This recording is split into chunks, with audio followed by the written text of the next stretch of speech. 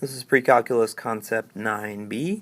We're going to look at the algebra of functions and basically learn how to add, subtract, multiply, and divide functions and understand the notation.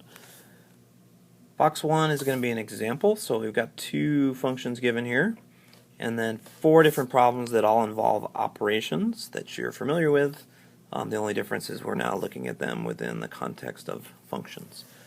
So, this notation f plus g of x, the first time you see it might be a little confusing, but all you need to remember is that it's simply the f function plus the g function.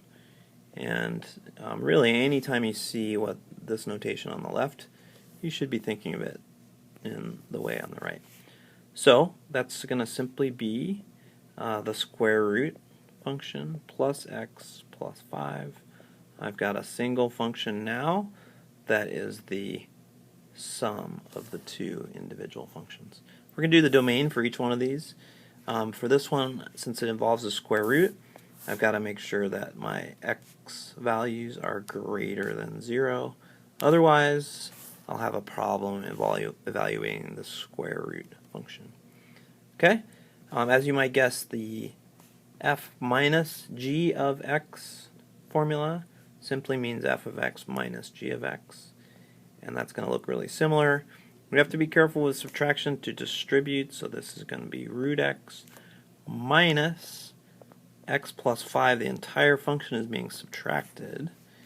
And therefore, when I simplify, I'm going to have a minus x and a minus 5. Okay, once again, every single number I can think of is going to work as long as it is greater than or equal to 0. So that's the domain for that function.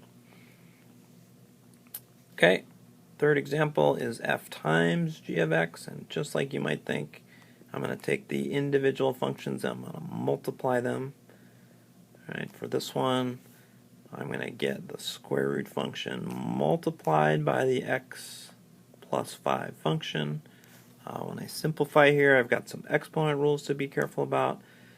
X to the 1/2, let me write that way, times x plus 5 is going to be x to the 3/2 plus 5x to the 1/2. Perfectly fine to leave your answers like this, but you also may remember that in simplifying square roots, this is going to be x root x, and this is going to be 5 root x. When I'm talking about the domain, I have the same issue as before. What's inside the radical has to be a positive number. Okay, last one. F divided by g of x is simply the function f divided by the function g. And let me, running out of room here, let me zip down to here. And this time I have the square root function divided by x plus 5. And for this one, I've got negative 5 as a problem value because that's going to give me 0 in the denominator. However, I have the same condition as before where the numerator, in this case, square root of x, has to be positive. So all four of these actually have the same domain. Okay, box 2 is a you try, kind of open-ended. I'm going to ask you to start with these two functions and find the answers to f plus g of x, f minus g of x, f times g of x, and f divided by g of x. Give the domain for each. Take a couple minutes, write what you think the answers are, and I'll be back to show you the correct answers. Okay, when you perform each of these operations, you should get the following functions. So we've got the first one, the sum is x squared plus 3x plus 3. Second one, be careful about distributing, should be x squared minus 3x plus 7.